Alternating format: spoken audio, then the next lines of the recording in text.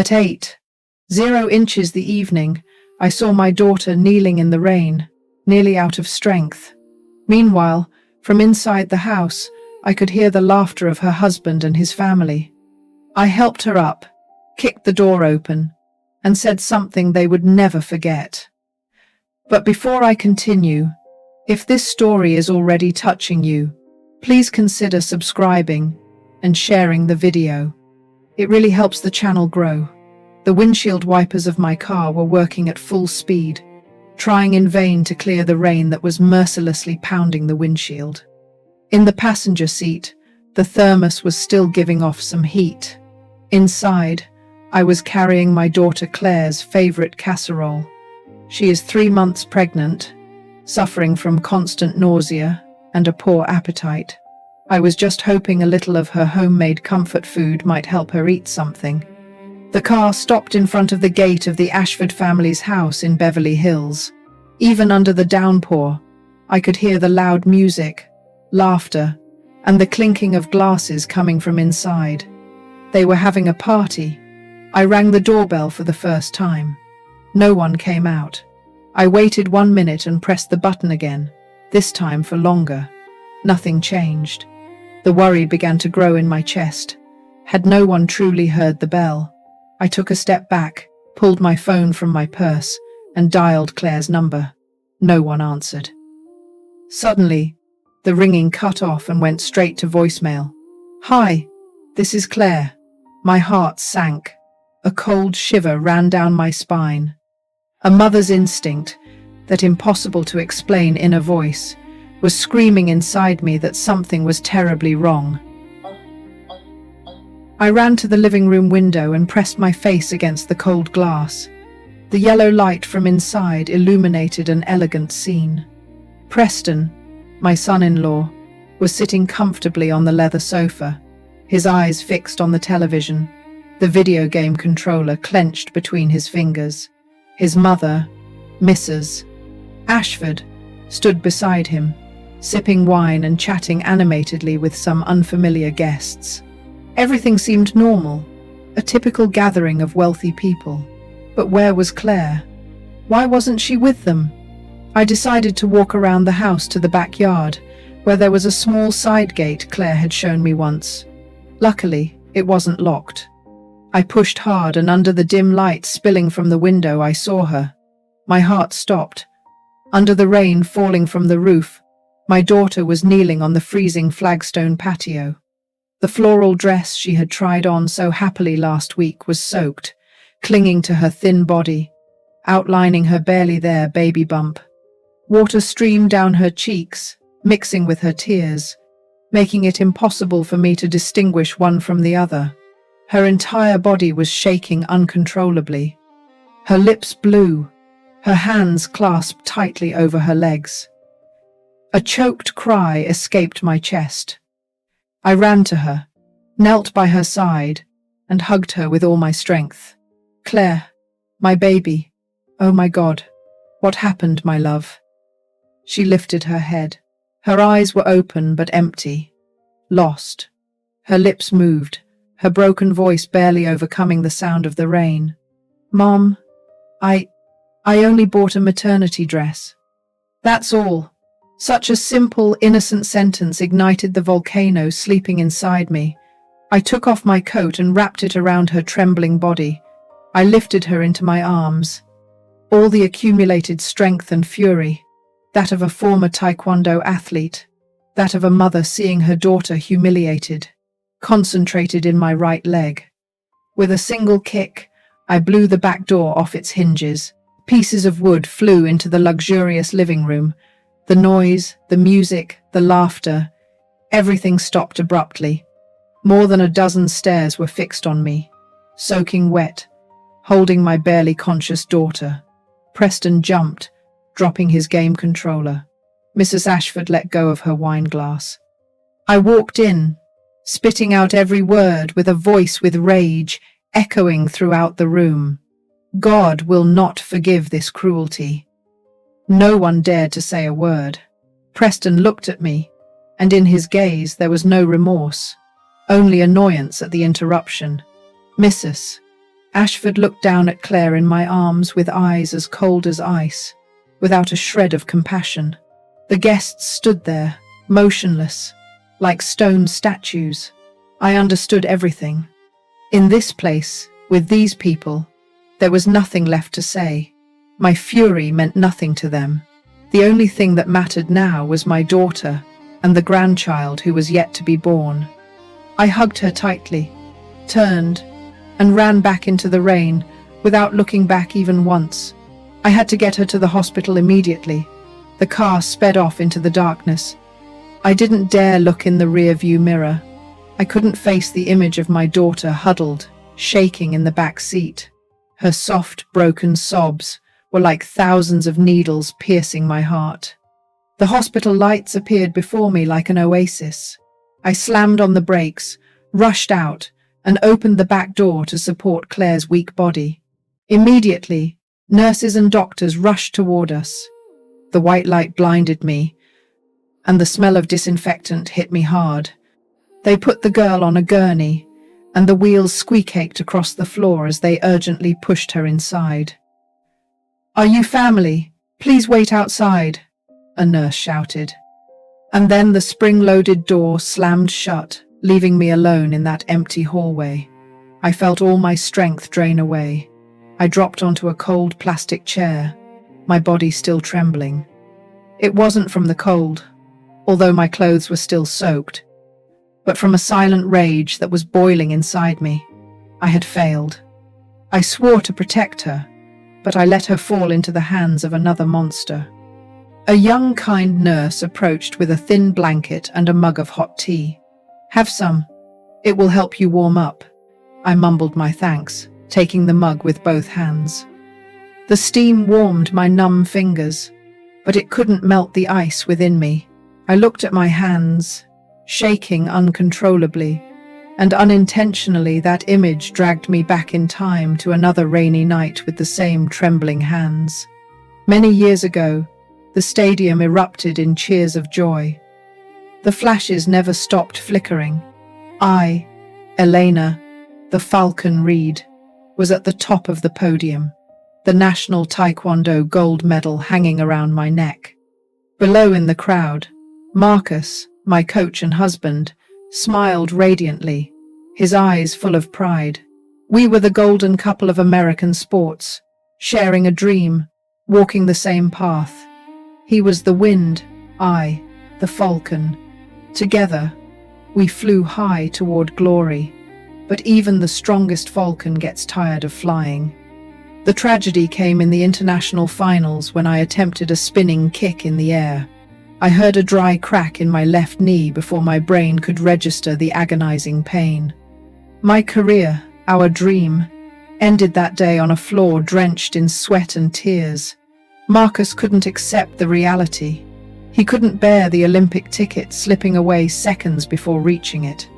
The falcon had lost her wings, and to the man who once cared for them with so much love, I was now nothing more than dead weight. The broken dream transformed him into another person. Days of passionate training were replaced by empty bottles rolling under the bed. Sweet words of encouragement turned into poisonous reproaches. "Useless," he used to mutter when he was drunk. "Because of one stumble by you, you ruined my whole life." And from words it escalated to pushing, to accidental bumps in the narrow kitchen. Claire, who was barely 10 years old, used to run to stand between us, becoming an involuntary shield for her mother. The climax came on a night of torrential rain, just like this one. Marcus came home completely drunk, babbling about lost opportunities and medals that had slipped from his hands. I just kept silent, picking up the pieces of the vase he had accidentally knocked over. Seeing me quiet angered him even more. "Are you mute or do you feel very satisfied?" "You're drunk. You need to rest, Marcus," I said softly. That sentence, a display of concern, became the spark that ignited his fury. A searing slap crossed my face. "You have no right to tell me what to do," he roared. At that instant, Claire ran out of the room, her face pale with fear. She stretched out her small arms and screamed, "Dad, don't hit Mom! Go to your room!" Marcus roared and pushed her aside with a swing of his hand. It was an accidental but cruel blow. The girl lost her balance and fell backward. A dry sound echoed. Her head struck the edge of the oak table. Then came her heartbreaking cry.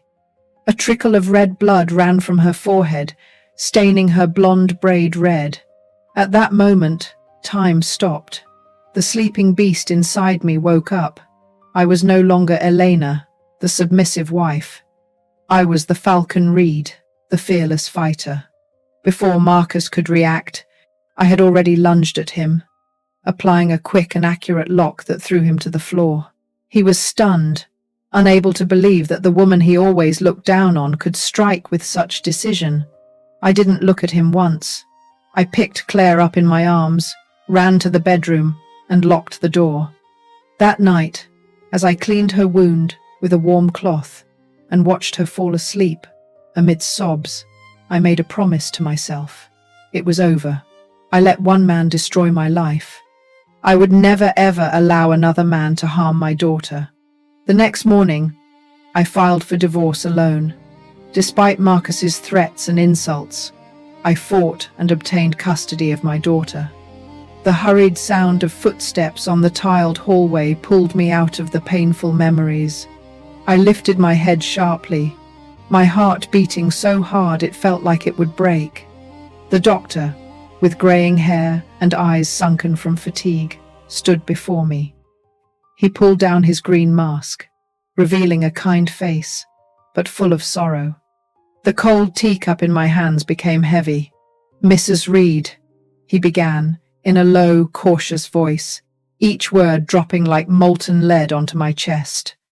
"We did everything we could, but your daughter suffered severe hypothermia, which caused strong uterine contractions. I am so sorry, but we could not save the baby." Crash! The porcelain cup shattered on the floor, a sharp sound that cut through all the silence. The tea splattered everywhere, but I felt nothing. My ears were ringing. The world around me became a slow motion, silent film. The doctor's lips moved, saying something more, perhaps words of comfort, but I no longer heard them. Everything blurred. The grandchild I had waited for no longer existed. A nurse rushed to clean up the broken pieces while I remained seated, immobile, my hands hanging limp. The doctor gently placed a hand on my shoulder, a gesture of comfort that only made my body tremble more. Rage, pain, and helplessness mixed inside me, forming a silent storm that was ravaging my soul. They allowed me to go in and see my daughter. Claire lay in the hospital bed, all white, lost among the sheets. Her face was pale without a drop of color. An IV was connected to her fragile hand, and the transparent liquid dripped drop by drop into her weak body. On her forehead, the old scar from that fall seemed more prominent than ever, like a bitter reminder of my failure as a mother. I dragged a chair and sat next to her. I gently took her hand, which was ice cold, and for the first time after so many years of pretending to be strong, I cried. Hot tears streamed down my cheeks and fell onto my daughter's hand. I cried for the grandchild who never came to be, for my naive daughter, and for my own helplessness. Hours later, Claire woke up. Her eyelids trembled and opened slowly. The first thing she did, like a natural reflex of a mother, was bring her hand to her abdomen. Her hand stopped, trembling. Her eyes opened wide, searching desperately around until they settled on my tears-soaked face, looking for an answer. I didn't have to say anything. She understood. A choked sob escaped her throat and broke into a heart-wrenching cry. She wasn't screaming, but her crying hurt. It cut the silence of the room like a knife. "Mom!" She grabbed my arm, her swollen eyes pleading. "Mom, please, don't make a scene. I beg you. I still love him. He didn't mean to do it. It was just that his mother can't stand me. Mom, please." Hearing that, the rage returned to me like a volcano about to erupt. Love. She could still say that word after everything that had happened. I wanted to scream at her, to shake her, to wake her up from her blindness. But looking at her eyes full of despair, her body so fragile, I swallowed all my venom. I clenched my fists under the chair, my nails digging into my skin. The physical pain was the only thing keeping me sane. I could only nod with a voice sore. I barely recognized it as mine. "It's all right, sweetie. Rest. We'll talk later." 1 day passed. Claire's phone remained silent. 2 days. No call. No message from the Ashford family. Their silence was crueler than any insult. On the 3rd day, Claire managed to eat a little soup, but her eyes never left the door, still holding a spark of foolish hope, waiting for someone who would never arrive. Seeing her like this, my patience shattered into 1,000 pieces. I went out into the hallway and dialed Preston's number. The call went straight to voicemail. His cheerful voice played. "Hey, it's Preston. Leave your message. I'll call you back." I clenched my teeth in anger, hung up, and dialed his mother's number. "Mrs. Ashford." It rang twice, and someone answered. "Hello." Her voice was ice cold. "Mrs. Ashford, this is Elena. Claire is—" Tut, tut, tut. She had hung up. That was the last straw. I asked the nurse to watch over my daughter for a moment and left the hospital like a storm. I drove straight to Beverly Hills toward the house that now only filled me with hatred. This time I didn't ring the bell. I pounded with my fists again and again the solid oak door. After a while the door opened. Preston was there, his hair disheveled in silk pajamas with a look of annoyance at having been woken up. He looked at me with contempt and raised his chin, asking, "What the heck are you doing here at this hour? Why?" I yelled, my voice broken by rage and helplessness. "Why did none of you go to the hospital? Do you know that Claire lost the baby?" Preston smiled sideways, a cruel, disgusting grin, the most horrible I'd ever seen. "Go for what?" "To see your daughter's face of defeat." He leaned against the doorframe, crossed his arms, and looked at me as if I were an annoying insect. "Your daughter is useless. That's why she couldn't keep the kid. She only knows how to spend money on senseless dresses. Let her suffer the consequences." That phrase was like an icy stab straight to the heart, twisting inside me. I stared at the man my daughter still so desperately defended. A frenzy surged through my veins, a wild need to lunge at him and destroy him. But then, for an instant, everything went silent. My burning rage subsided, leaving a calm so cold it frightened me. My blood seemed to stop. I felt nothing anymore, only a sharp clarity. I didn't say another word. I just stared into his eyes, a look that instantly erased his smile. Then I turned and walked away. This war, whether Claire wanted it or not, I would fight myself. As I stumbled toward the car, my hands shaking as I searched for the keys in my pocket, my eyes drifted across the street. And then, through the white curtain of rain, I saw a small red dot blinking steadily under the roof of Mr. Harrison's house, directly across from the Ashfords, a new security camera. A flash of hope, faint but bright, ignited in the darkness of my despair. I stood motionless, and the memories flooded back. Last week, when I brought food to Claire, she told me that Mr. Harrison, the neighbor, was fed up with the petty thefts in the neighborhood, so he had spent a fortune on a camera system around his house. "It never hurts to be cautious," he had said. Without thinking, I crossed the street. My heart pounded against my chest, every beat filled with hope. Mr. Harrison, a kindly retired professor, was on the porch carefully shielding some geranium pots from the downpour. Seeing me soaked and distraught, he dropped his pruning shears, alarmed. "Mrs. Reed, what's wrong? You don't look well." My throat seized up. I tried to speak, but the words broke into sobs. I could only point toward the Ashford mansion and shake my head. helpless. Mr. Harrison didn't ask any more questions.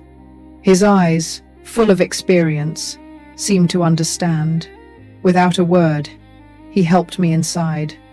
He made me sit in a plush armchair and went to prepare a cup of chamomile tea. "Drink this. It will warm you up, and then you can tell me," he said gently. The heat of the tea spread through my body, bringing back a little calm. I told him everything, from arriving and seeing Claire kneeling in the rain to Preston's cruel words. My voice trembled and broke, but I tried to recount every detail clearly. Mr. Harrison listened in silence. His kind face darkened, his silver eyebrows furrowed. He didn't offer empty words of comfort. Instead, he stood up. "Let me see," he said decisively. He led me to his study where there was a large computer with a modern screen. He sat down, typed quickly, and lines of code and images flashed before us. "The camera behind my house points directly at the Ashfords' backyard. It has a very wide angle," he explained. He rewound the recording of the rainy night 3 days ago. My heart hammered uncontrollably in my chest. Each click of the old man's mouse was like a hammer blow to my nerves. And then it appeared. That horrifying scene showed up on the screen with cruel clarity, more real than in my own memories, which were blurred by panic. It was my daughter kneeling under the eaves, shaking incessantly, alone and broken. The wide-angle camera had captured all the savage indifference of those inside. I clearly saw Mrs. Ashford's silhouette pass in front of the living room window, a glass of wine in her hand. She glanced outside, and then turned away with complete indifference, as if she was seeing something unimportant. I also saw Preston sitting on the sofa, the blue and red light of the television illuminating his face as he played a game, completely oblivious to his wife, who was suffering in the cold. The silence and cruelty captured in that recording were more terrifying than any scream or insult. "Damn it, Mr. Harrison muttered angrily. "They're animals." Without another word, he connected a USB drive to the computer. The fan of the machine whirred loudly in the tense silence of the room. "You have to get justice for the girl, Mrs. Reed," he said without taking his eyes off the screen. "Claire was a good girl. She always came to help me water the plants when I wasn't home. I never imagined she would have to suffer something so terrible." He copied the video, carefully pasted a label with the date onto the USB and handed it to me. I took it. It was small, but it weighed as much as my daughter's fate. The next day, when I was sure Claire was being cared for by a nurse and sleeping soundly, I took the USB drive to the office of the lawyer, Sarah Cohen. She was a woman famous for her intelligence and toughness, recommended by an old friend from the Taekwondo team. Her office was on the top floor of a modern, minimalist, and cold building just like her. Sarah Cohen had short hair and sharp blade-like eyes. She invited me to sit down. She listened to my whole story without interrupting, without showing any emotion. Then, without a word, she connected the drive to her slim laptop. She watched the video. Her face remained serene, but I noticed how her delicate fingers tightened. When she finished, she closed the computer, laced her hands together, and looked directly at me. "This video carries a lot of weight," she said in a firm, professional voice. "But you must understand, the Ashfords have money and fame in San Francisco. They won't sit idly by. If you want justice, you'll have to fight. It will be a tough battle." "I don't care," I replied with a determination I didn't remember ever feeling. The warmth of the tea, the fury of Mr. Harrison, and Sarah's calm had given me strength. I've already lost my grandchild. I don't intend to lose my daughter's honor too. Sarah nodded. A slight professional smile appeared on her lips. "Good. Then, let's begin." She drafted a legal letter, declaring my intention to sue for psychological abuse and damages to a pregnant woman's health that resulted in serious consequences. Every sentence was precise and sharp. That same afternoon, I personally took the sealed letter from the office to the post office, sent with a delivery confirmation to the Ashford house. When the brown envelope dropped into the mailbox, I heard a dry click. It was the sound of a door closing behind me. I know that from this moment on, there is no turning back. That night, I couldn't sleep a wink.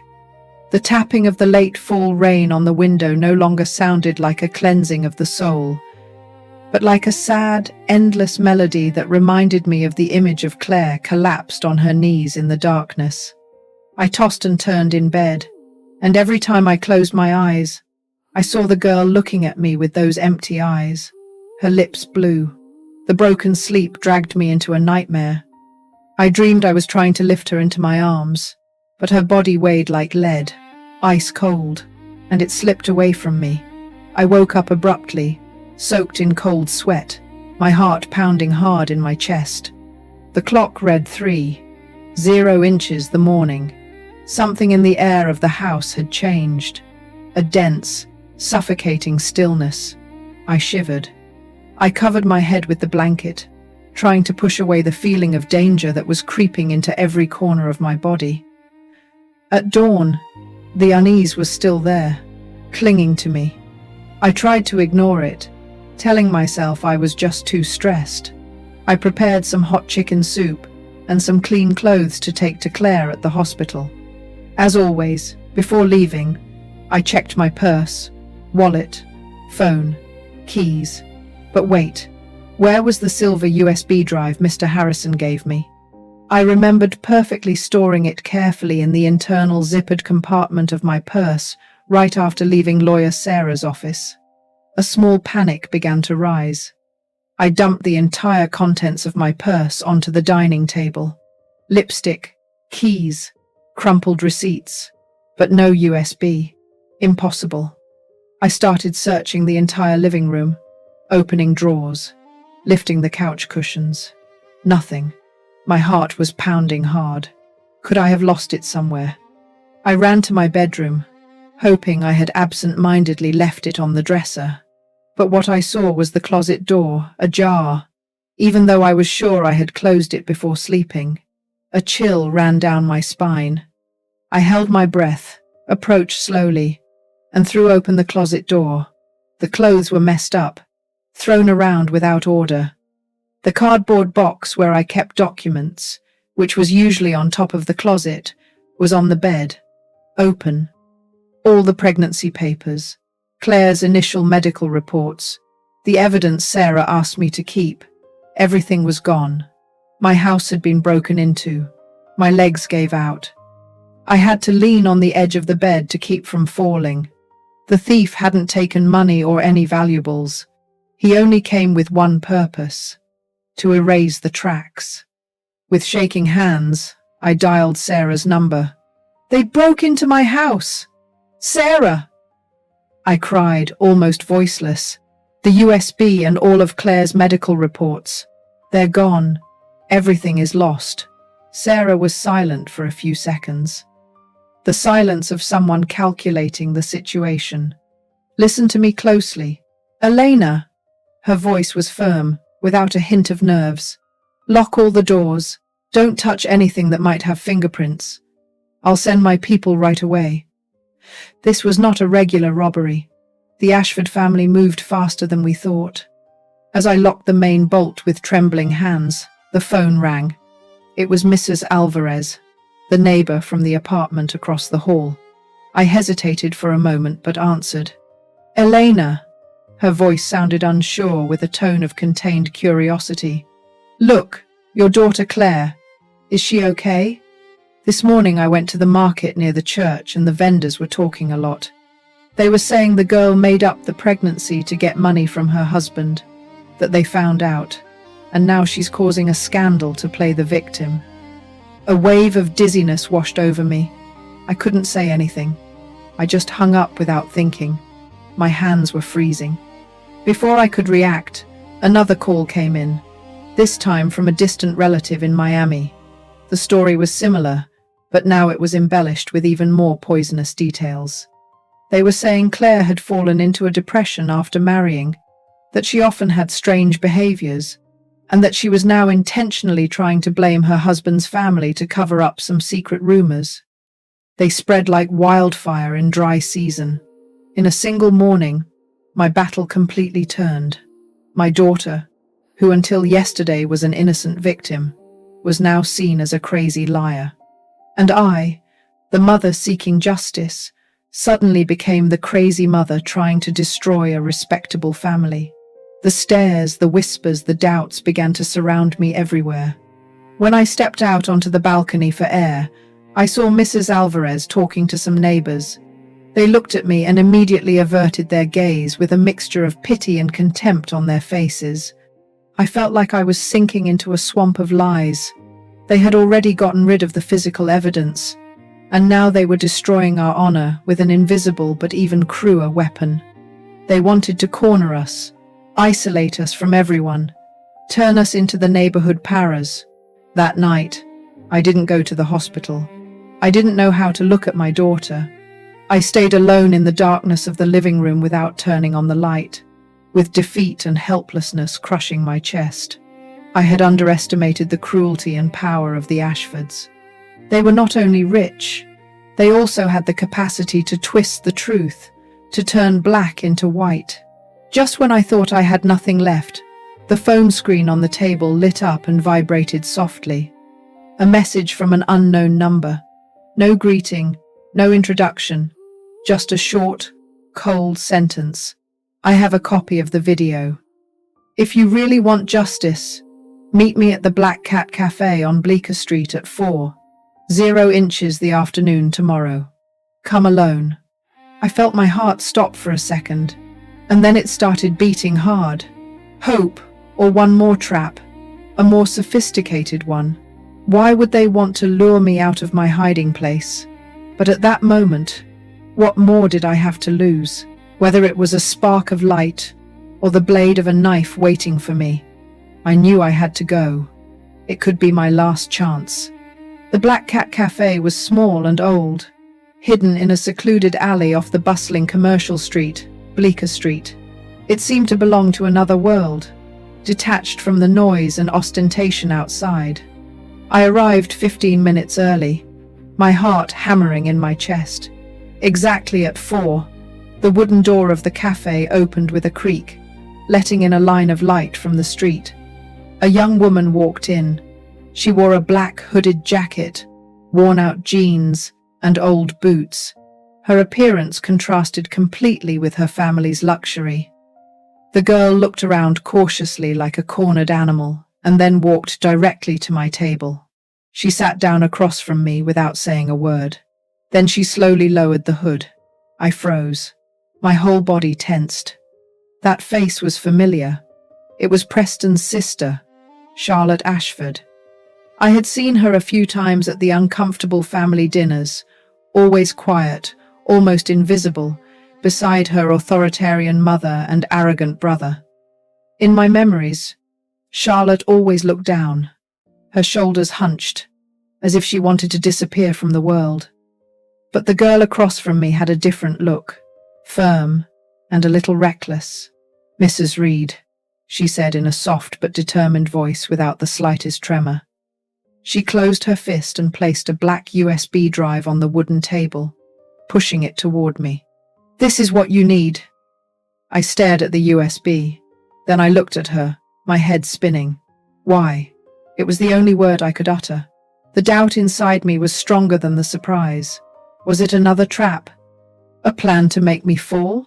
Charlotte sighed, a heavy sigh, as if releasing all the weight she had been carrying.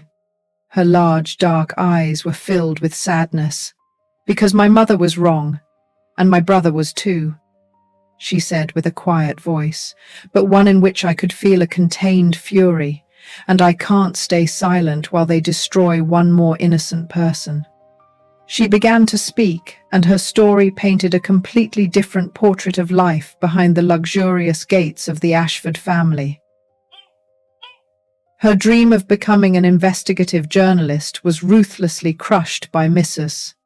Ashford right after she graduated from college. That's not a dignified profession for an Ashford, her mother had told her. She forced her to leave college and take art and etiquette classes, preparing her to marry the son of a wealthy associate. When Charlotte refused, her mother locked her in the house, cut up her credit cards, and took away her phone. For my mother, children are just tools to achieve her goals. Peace is on the board of her ambition, Charlotte said bitterly. She never cared about what we really wanted or felt. She was the only one in that house who treated Claire well. Seeing her always sad and alone, Charlotte would secretly bring her books and sweets. When she found out Claire was pregnant, she gave her some of the money she had saved. "Buy yourself something you like," she told her. "Don't let Mum control everything." She knew better than anyone how strict her mother was with her daughter-in-law's money. That night, her voice broke with the memories reflected in her eyes. I was in my room and heard Claire crying outside on the patio. I wanted to go out to protect her, but Mum had locked the door from the outside. I could only watch through the window, helpless, seeing her kneeling in the rain, alone and trembling. That image has haunted me ever since. She was just like me, a prisoner in her own house. Charlotte recounted that after receiving the letter from lawyer Sarah, she overheard an argument between her mother and brother. They felt no remorse. They only feared the scandal would tarnish the Ashford name. They decided to send someone to break into my house to steal evidence, and at the same time spread rumors to destroy our reputation, making us look like liars. When the thief got the USB, Preston proudly showed it to his mother. That night, Charlotte waited until everyone was asleep, snuck into her brother's office, and found a silver USB drive in the desk drawer. With her heart pounding hard, she copied the entire video onto her own USB, sending someone to delete the evidence and smear a woman suffering from the loss of her child. "That was the last straw," she said, her eyes glistening with tears that refused to fall.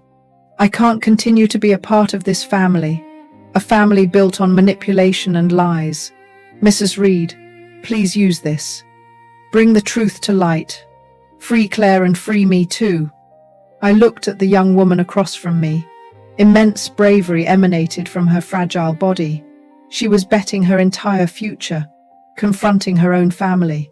With a trembling hand, I took the black USB drive. I felt the warmth of her fingers pass to mine, and strangely, my hand no longer shook. "Thank you, Charlotte," I said, my voice thick with emotion. "I won't let you down." When I left the cafe with the memory stick clenched in my palm, I felt as if I were holding a sword. This time I knew I wasn't fighting alone. We were two women of different generations, cornered by the same cruelty we had found in the darkness, and together we would bring the truth to light. I walked out of the cafe with the black USB drive firmly in my hand.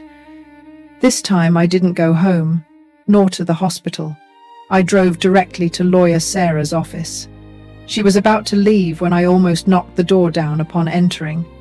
She looked up a little surprised, but seeing my determined expression and the USB drive I forcefully placed on her desk, she understood everything.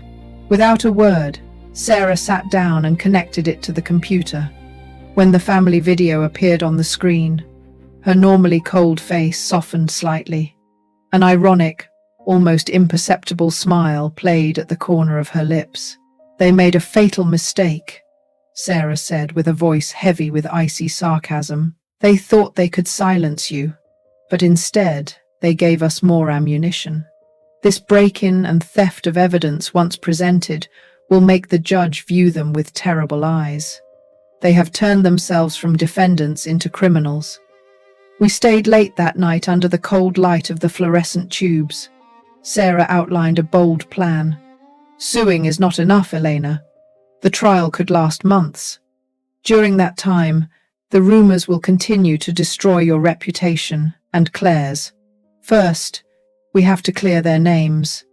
We will attack them with the same weapon they used against you: public opinion." The next morning, Sarah contacted a trusted investigative journalist named David. We met with him at a small diner. I told him the whole story, this time with a firm voice hardened by rage. We gave him everything. The video Charlotte gave us. A copy of the hospital medical record proving that Claire was pregnant and lost the baby due to hypothermia. Fortunately, the hospital still had the original electronic file, as well as the detailed account of the break-in and the malicious rumors circulating. The article was published that same afternoon on a major American news portal. It was like lighting a spark in a barrel of gunpowder. Its impact was much greater than I imagined. The video of Claire kneeling in the rain, although her face was blurred to protect her identity, was enough to shock everyone. Seeing a pregnant woman treated with such cruelty while her husband's family celebrated inside caused a wave of indignation on social media. The hashtag number Justice for Claire quickly soared to the top spot on Twitter trends, not only in the United States, but also in several European countries. My phone wouldn't stop ringing. Neighbors and relatives who had previously turned their backs on me now called with voices full of regret and fury. Mrs. Alvarez, stammering, apologized, saying she never imagined the Ashfords were so heartless. The media storm changed direction in just a few hours, sweeping away all the lies the Ashfords had spread. In front of the wrought iron gate of the Ashford mansion, dozens of reporters, journalists, and onlookers gathered, shouting, pointing cameras and microphones inward, demanding an explanation. Cornered, Preston had no choice but to show his face. He appeared with an expression of false confidence, wearing an expensive designer suit, his hair carefully combed. He stood in front of a forest of cameras, initiating a clumsy and brazen farce. It was all a staged event, he declared in a dramatic voice, waving his hands like a politician. My mother-in-law, Elena Reed, out of resentment toward our family, is trying to extort us. My wife, Claire, I love her very much, but unfortunately she has psychological issues. She constantly imagines she's pregnant and then convinces herself she's lost the baby. There was never any child. That video was maliciously edited. We were only trying to calm her down after a nervous breakdown. Sarah and I were watching the live press conference on the small television in Claire's hospital room. Upon hearing those words, Claire, who had been quiet as a shadow for days, burst into uncontrollable sobs. But this time, they weren't tears of weakness or confusion. They were tears of clarity and absolute pain. The last curtain had fallen, exposing the repulsive face of the man she once loved. Preston's far backfired spectacularly. Immediately after his statements, according to Sarah's plan, the journalist David published the second piece of evidence, a photo of the hospital medical record with a red stamp confirming Claire was 3 months pregnant and that the cause of the miscarriage was severe hypothermia. The second wave of indignation was even fiercer. Preston, from being an abuser, became a cowardly liar in the eyes of public opinion. The people's anger exploded. They began to throw rotten eggs, tomatoes, and bags of garbage at the doors of the Ashford house. The screams of baby killer and liar echoed throughout the formerly quiet, affluent neighborhood. That night, in the midst of the chaos, I received a call from an unknown number. It was Charlotte. Her voice was shaking with fear on the phone. Mrs. Reed, my mother. She had a heart attack. They are taking her to the emergency room. I felt my heart sink. Although I despised what Mrs. Ashford had done, I never wished for anything like this to happen. She was authoritarian and cruel, but she was still human. I called Sarah immediately. After discussing it, we decided to publish a short message on social media from the firm's account. We asked people to calm down and stop attacking the Ashford family. Justice will be done in the courts, not in the streets, Sarah wrote. Our action surprised many and sparked empathy. People began to understand that our fight was not for blind revenge, but for true justice. The media storm began to dissipate, but its impact had changed everything, especially for Claire.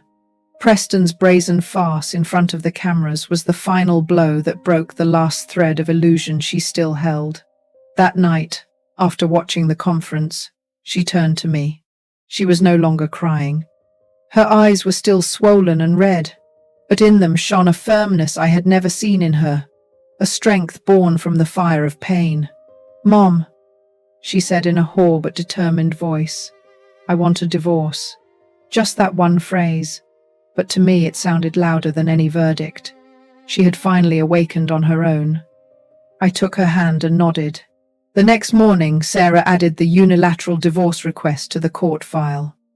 That battle was no longer just for justice, but for my daughter's freedom.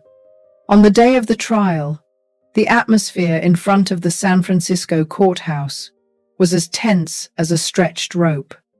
The room was packed. Journalists from all the major news outlets occupied every corner, crammed into the back seats. I sat next to Claire, tightly squeezing her hand. It was ice cold, but it wasn't trembling. Sarah was beside us, calm and focused, like a general before the decisive battle.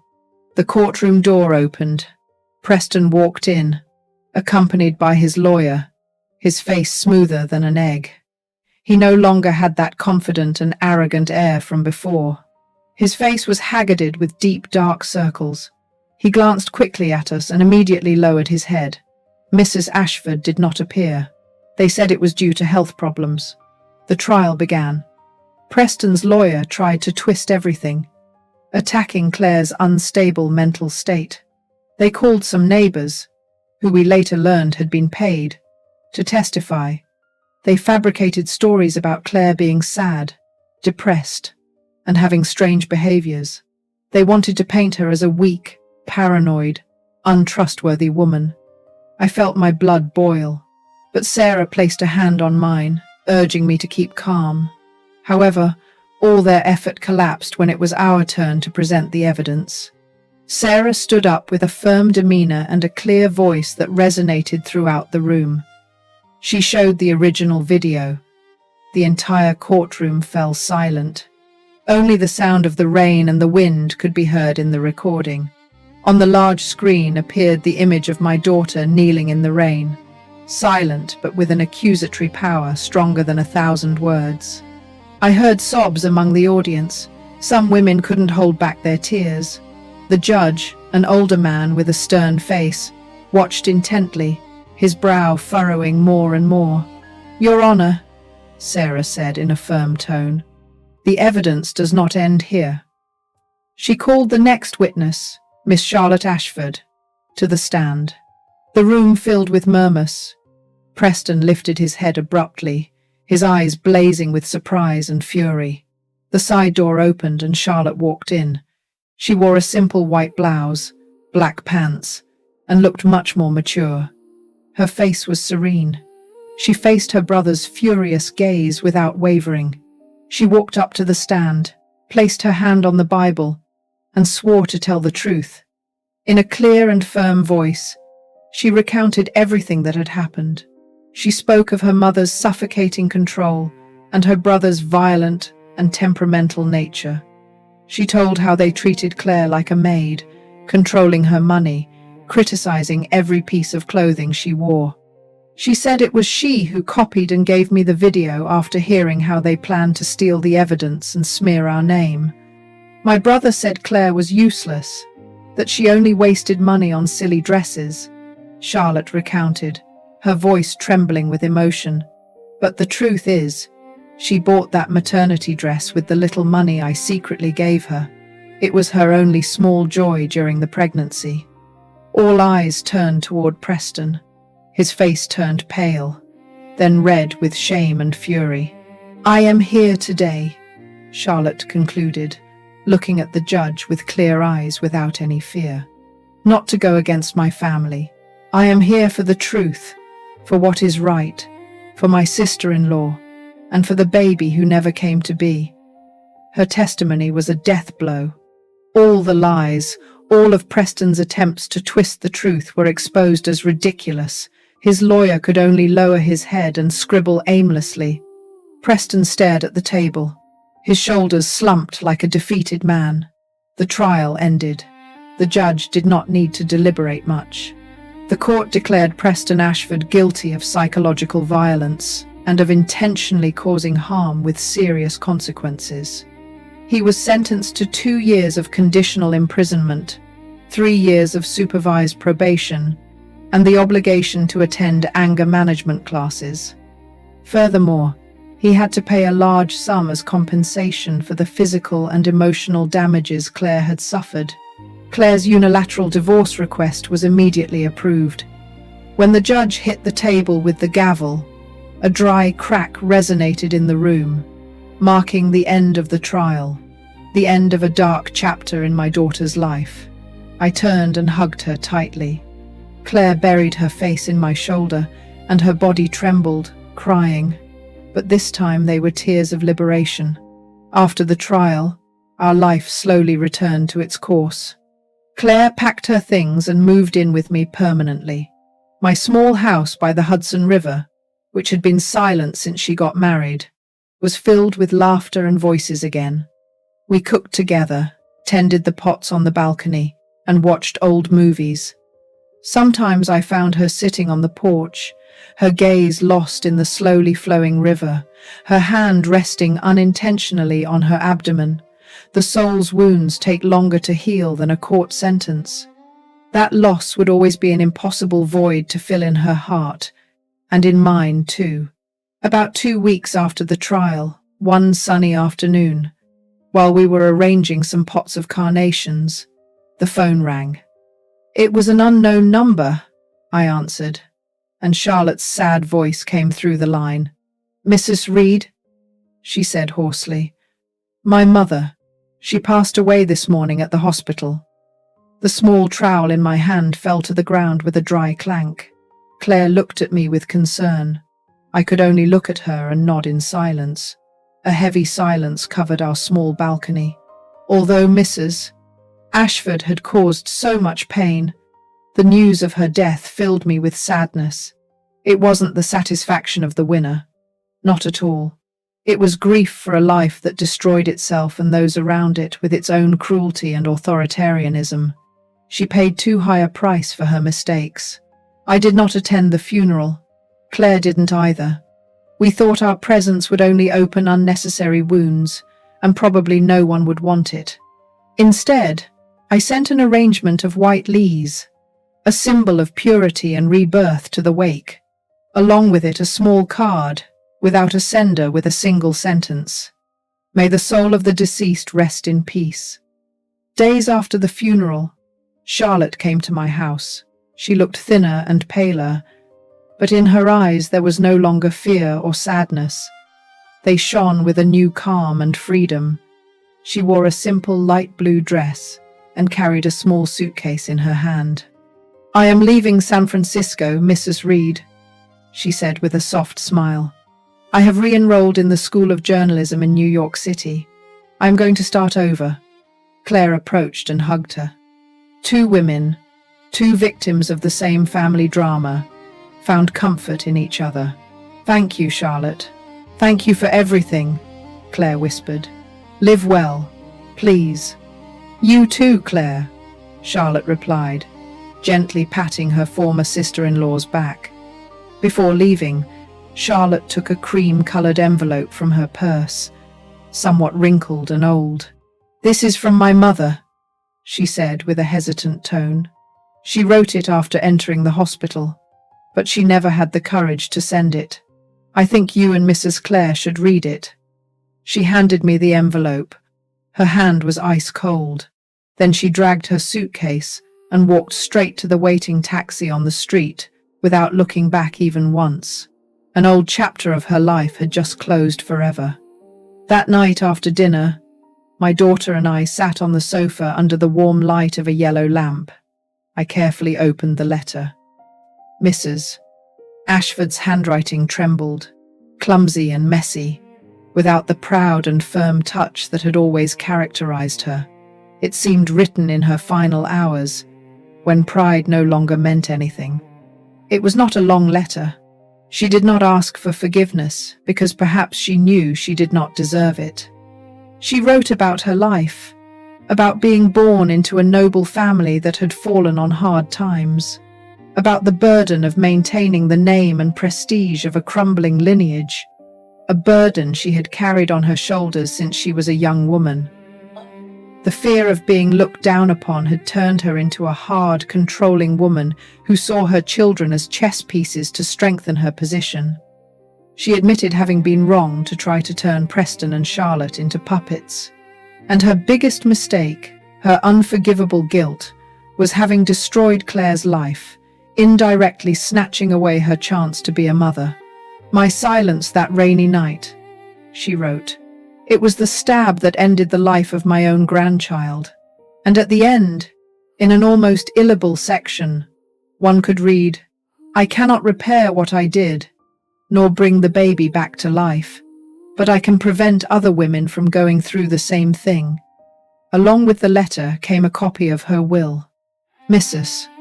Ashford had decided to leave almost all of her personal fortune, a considerable sum, to a foundation in California dedicated to protecting women and children who are victims of domestic violence. Claire and I looked at each other, our eyes filled with tears. It was not a pardon. There are wounds that cannot be forgiven, but it was a belated attempt at redemption, the last effort to rescue a lost soul. The price of her mistakes was too high, but at least at the end of the road, she chose to do something right. A year passed in the blink of an eye. San Francisco bloomed again in spring. The orange trees along the streets were covered with white blossoms, filling the air with a sweet, clean scent that crept into every corner, as if trying to erase the sorrows of the past. Claire's life and mine had changed greatly. Mrs. Ashford's letter and act of atonement had allowed Claire to let go of the last burden of resentment. She no longer lived trapped in the past. With the compensation from Preston and a small capital I contributed, Claire fulfilled the dream she had held for years. She opened a small fashion design studio hidden on a cobblestone street in the old Greenwich Village neighborhood. She called it Rebirth. It wasn't just a name, it was a declaration. Her studio didn't follow flashy trends. She designed elegant and comfortable clothes that highlighted women's natural beauty, especially mothers. Claire's maternity dresses were not only beautiful, but conveyed a feeling of tenderness and protection. At first, the business was difficult, but with talent and hard work, she gained loyal customers. They came to the studio not just to buy clothes, but to feel understood. I, a retired Taekwondo athlete, ended up becoming her accidental manager. I took care of the accounts, the paperwork, and dealing with suppliers, so she could dedicate herself completely to creating. Every day, seeing my daughter concentrated among the rolls of fabric and the sewing machine, seeing how her smile flourished again, I feel a peace I had never felt before. The faint scar on her forehead is still there, but it is no longer a reminder of pain, but a sign of the strength she carries within, of her ability to get up after falling. Sometimes we receive postcards from Charlotte. They are postcards with images of squares and museums in New York City. She is a brilliant student and has already published her first investigative articles in the university magazine. She tells us about her free life, about her new friends, about the broad horizons that await her. We are happy for her. She had the courage to escape her golden cage, to pursue her own dream. One weekend afternoon in April, after the last customer left, my daughter and I were about to close the studio when it suddenly started to rain. The clear, firm drops hit the roof as if marking a rhythm, but this rain was not cold or sad like the one from years ago. It was fresh, clean, smelling of wet earth and new leaves, washing the dust off the cobblestone streets. It stopped as quickly as it came. The sky opened up again. The sun shone bright and warm. "Shall we go for a walk, Mom?" Claire proposed, her eyes bright. We walked together, shoulder to shoulder, along the bank of the Hudson River, The air after the rain felt pure, fresh. The sunset light fell on the wet pavement, reflecting sparkles as if someone had scattered thousands of diamonds. And then a beautiful seven-colored rainbow appeared, crossing the sky and uniting the two banks of the river. Claire stopped, looked up, and took a deep breath, filling her chest. Then she looked at me, her eyes clear, with no trace of sadness, only peace and hope. "Thank you, Mom," she said softly, like a sigh. "Thank you for always being with me, for fighting for me, even when I already wanted to give up." I smiled, put an arm around her, and hugged her. Her hair still smelled of fabric and the new sun. "I will always be here," I whispered to her. "Always. I know that challenges still await us, that there are scars on the soul that never completely disappear, but we have learned to live with them. As long as we are together, we can overcome anything. The storm has passed, and after the rain, the light always returns." From everything I experienced, I understood something. In this life, no rain lasts forever, and no darkness is dense enough to hide the light of truth. The silence of the cowards only feeds evil.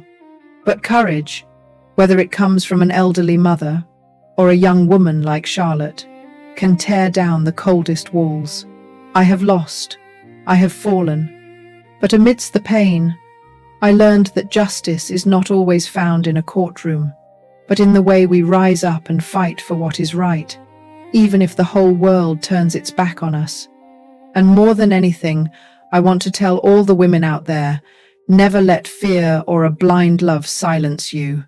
Speak up, because silence is sometimes an accomplice to the crime. The story you have just heard has changed names and locations to protect the identity of the people involved. We are not telling it to judge, but with the hope that someone listens and reflects. How many mothers are suffering in silence within their own home? I sincerely wonder, if you were in my place, what would you do? Would you choose to keep quiet to maintain the peace? Or would you have the courage to face everything to reclaim your voice? I want to know your opinion, because every story can be a candle that lights the way for another. God always blesses, and I firmly believe that courage will lead us to better days. For now, on the final screen, I will leave two of the channel's most loved stories. I think they will surprise you. Thank you for staying with me until this moment.